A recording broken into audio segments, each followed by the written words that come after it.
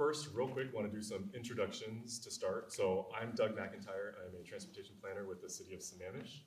And our consultant on this project is Farron Piers, and Kendra Braylon is our main contact there. And she's accompanied by two additional staff members, Bianca Popescu and Michael Adamson, who are helping us on this project as well. So we also have a lot of different city staff represented in the room today, and we're lucky to get wide expertise from the city staff members. So I'll go ahead and introduce Cheryl Paston, our acting director for Public Works, in the pink there. Behind her is Stephanie Sullivan. She's our stormwater engineer. To her right is Lisa Weir, who's also on the stormwater team. Behind her is Andrew Zaggers, our city engineer. To his right is Isabel Diaz, our senior traffic engineer. To her right is Stephen Chen, our traffic engineering manager.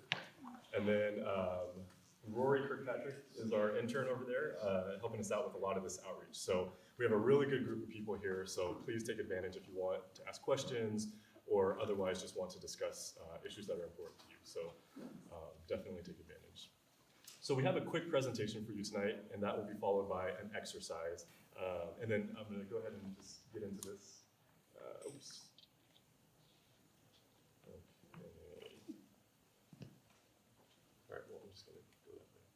Okay, so I've introduced our team.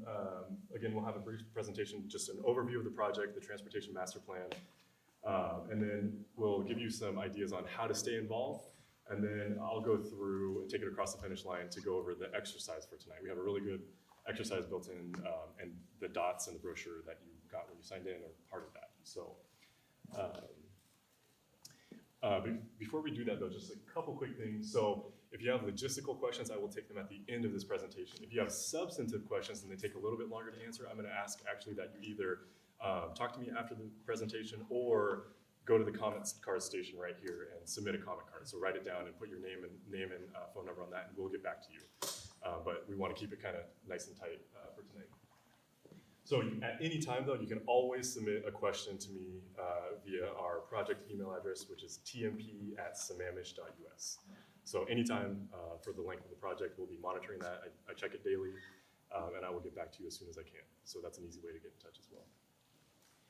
We also have a really cool new tool, and I'll mention this a couple times tonight.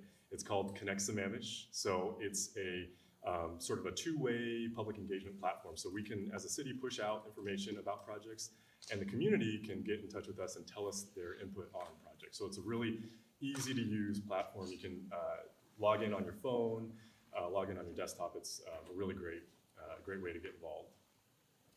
And then, of course, restrooms and exits. So restrooms are actually through that double door right there on your left. And then the exits, of course, are from where you came, but also in the back there. So if you need a quick exit, you can go up that way as well. All right. I love how you always give people that bump right before I start. Doug, is it that bad? All right. Well, as Doug mentioned, my name is Kendra Braylon. I work with Farron Piers. And so I'm going to give you just a very quick overview of what the Transportation Master Plan is, and also kind of what the conversation that we've had with the community over the last kind of the period of this project, the last couple of years. So. And then Doug will come back and kind of orient you towards the activity and how we want to get your input. So first of all, what is the Transportation Master Plan?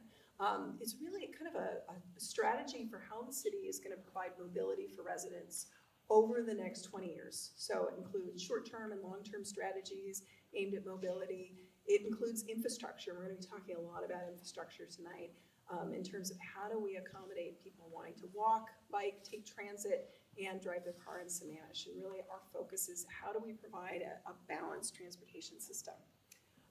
So as we, I think I just went backwards. All right.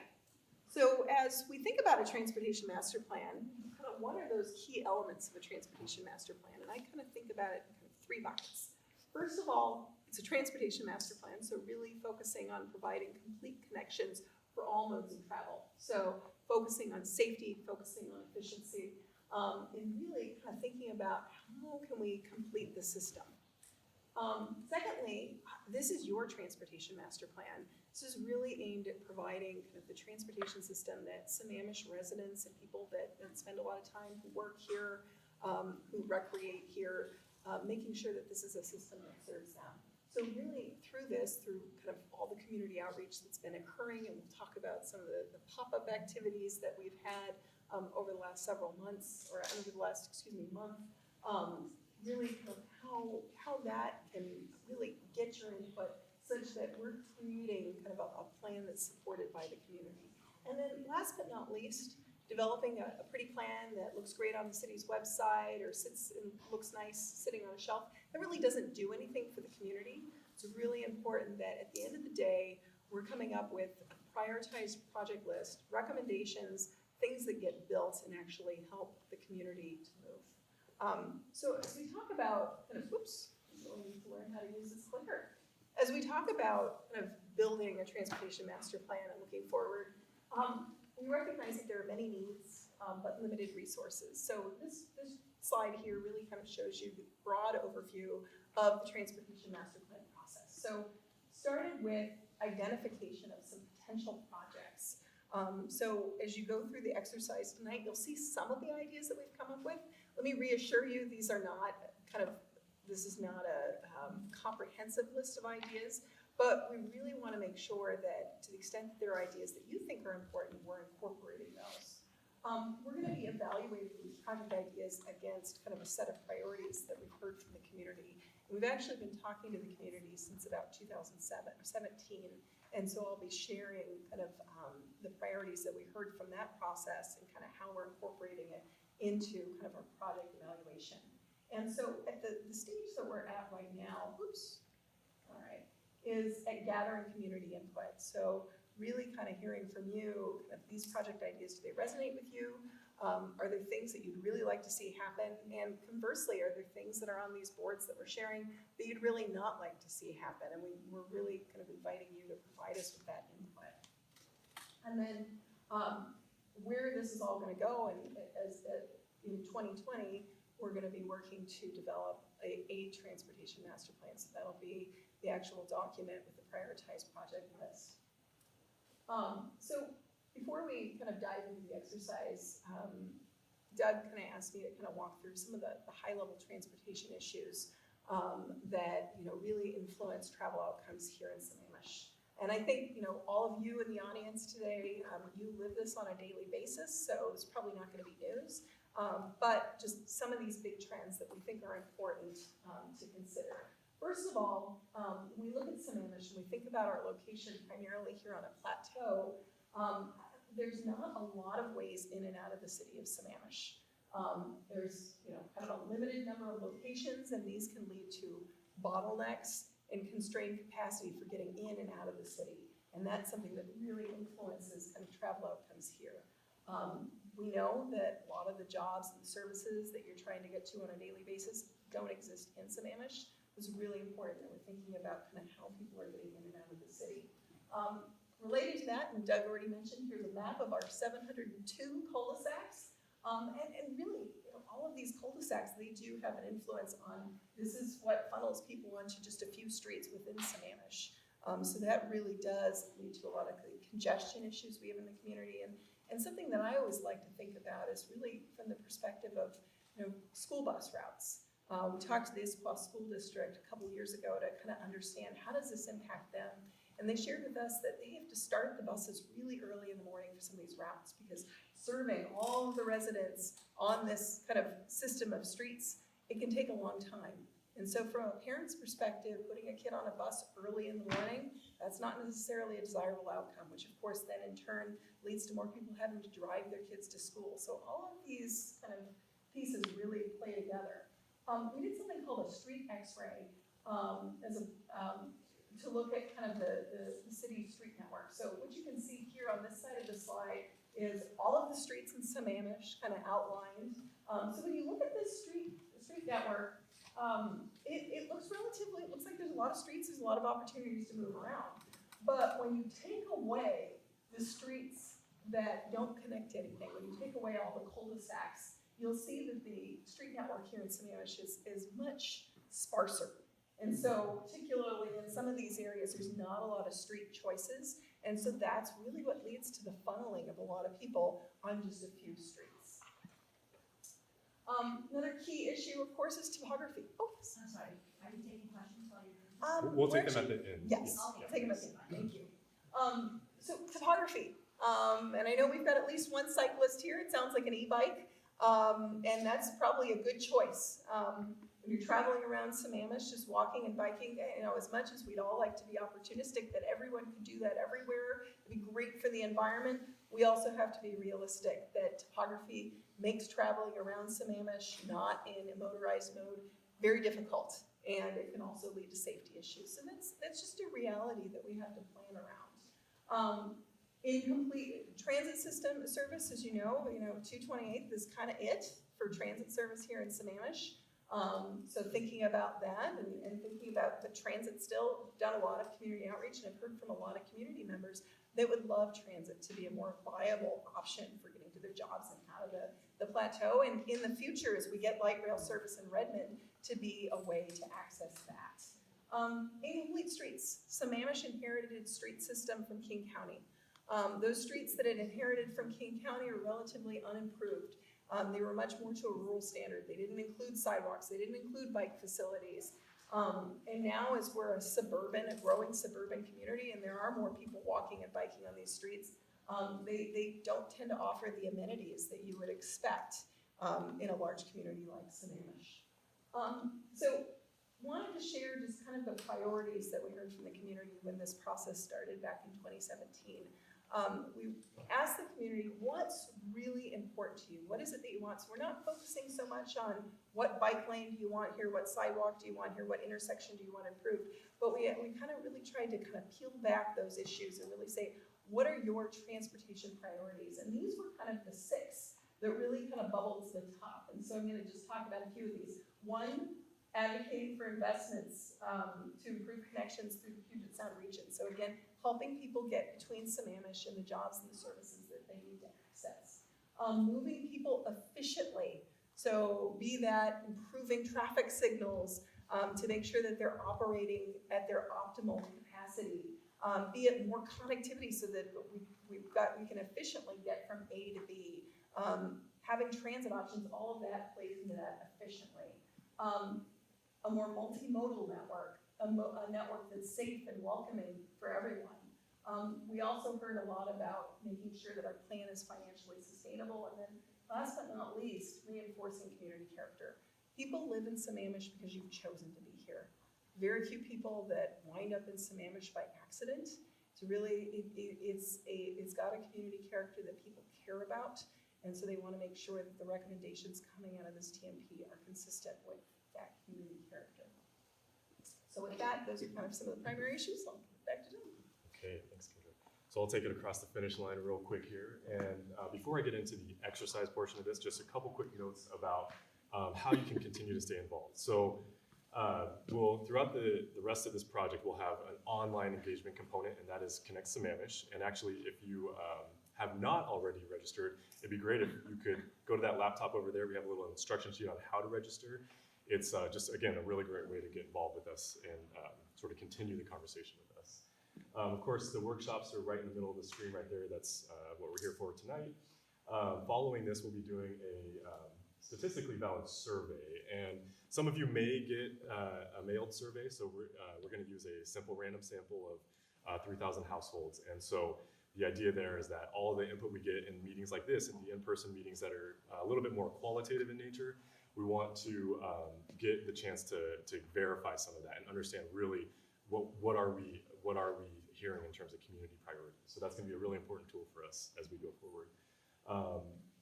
Also, the in-person meetings like this, we're also doing small group meetings. I've done a couple of community presentations for folks who have asked, and I'm trying to get out there in the community as much as possible to continue to get that conversation going.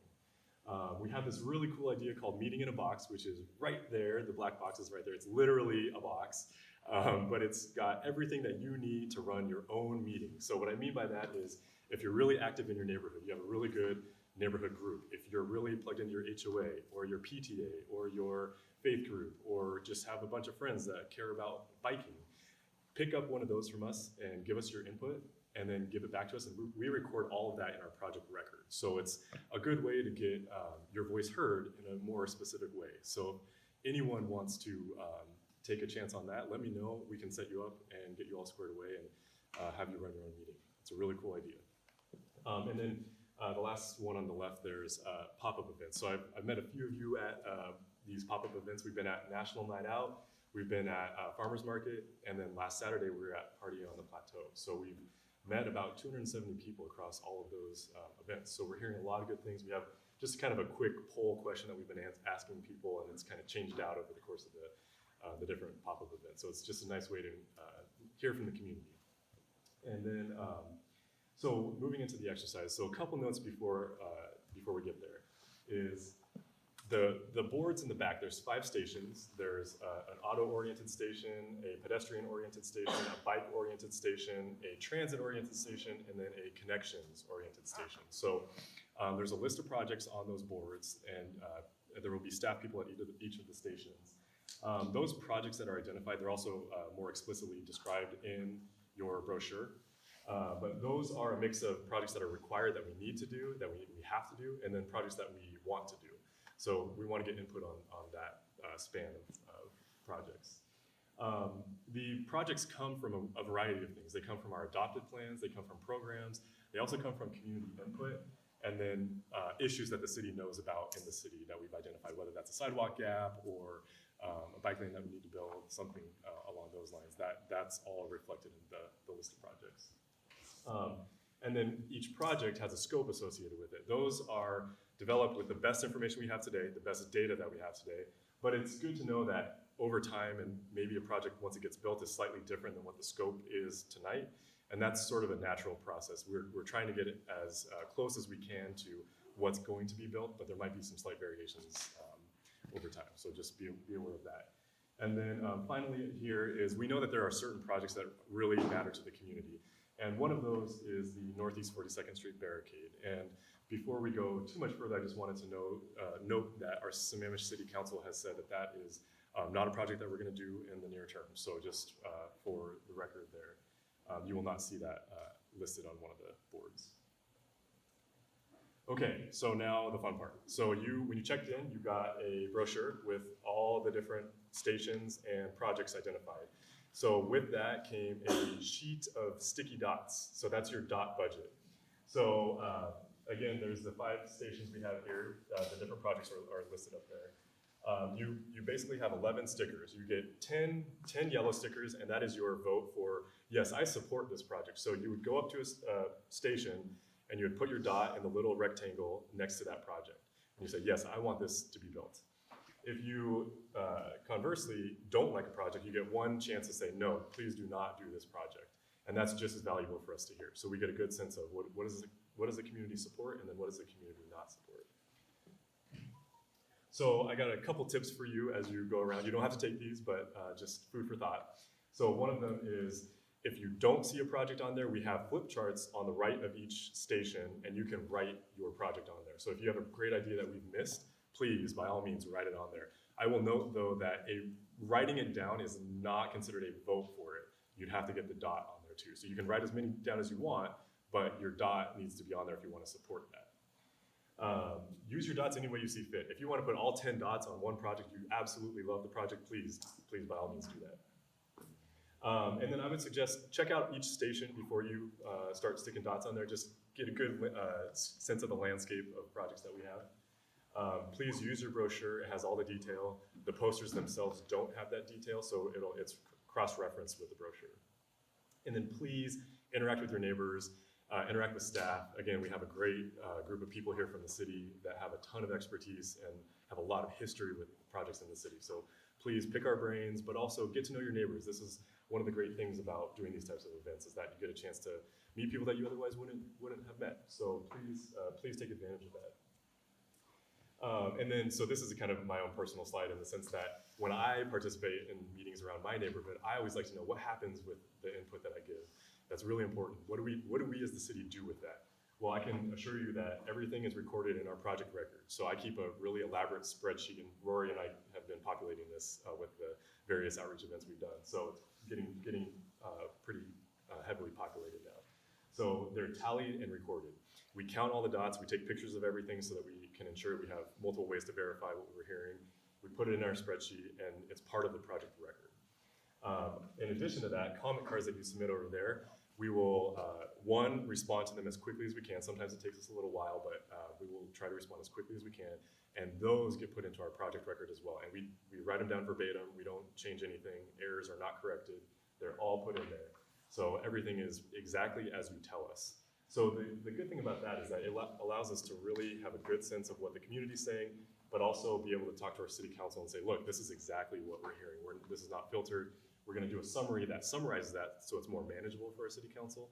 But ultimately, they will be reviewing all of this as part of our TMP that will get adopted at the end of 2020. So with that, thank you again so much for coming out. I really do appreciate it.